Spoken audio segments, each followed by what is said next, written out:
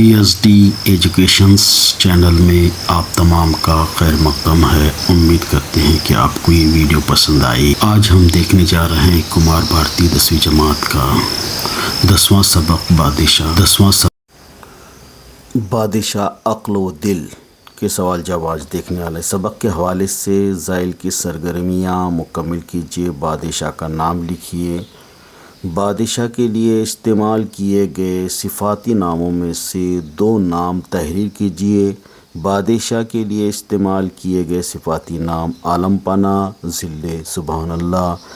شہزادے کو جس ملک کی بادشاہت ملی اس کا نام تحریر کیجیے۔ شہزادے کو جس ملک کی بادشاہت ملی اس کا نام تن تھا۔ آب حیات کی خاصیت سے متعلق جملہ نقل کیجیے۔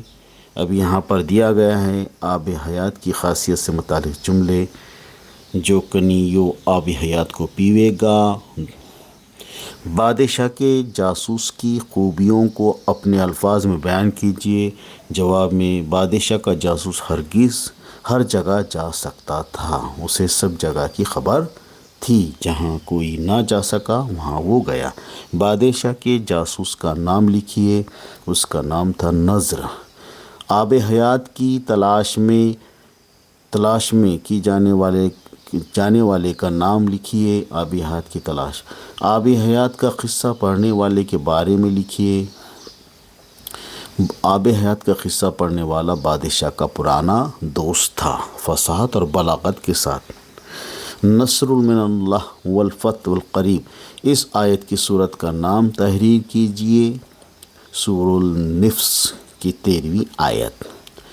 شہزادے کا نام اور صفاتی نام سے ذیل کا خاکہ مکمل کیجیے۔ دل، مہزادہ، علما، دھنی، متقی۔ ذیل کے الفاظ کا املا آج کے املے کے مطابق لکھیے۔ سوال دیا گیا ہے اور اس کا جواب بھی یہاں پر تفصیل سے دیا گیا ہے۔ کو دکھیا، دیکھا، سمجھ، نامو، نام، یوں، یہ، ان پڑھیا، آ پہنچا، سو، سے، پیچھے، ایچ کا، اسی کا، اس طرح سے یہاں پر دکنی زبان کے الفاظوں کا استعمال کیا گیا ہے۔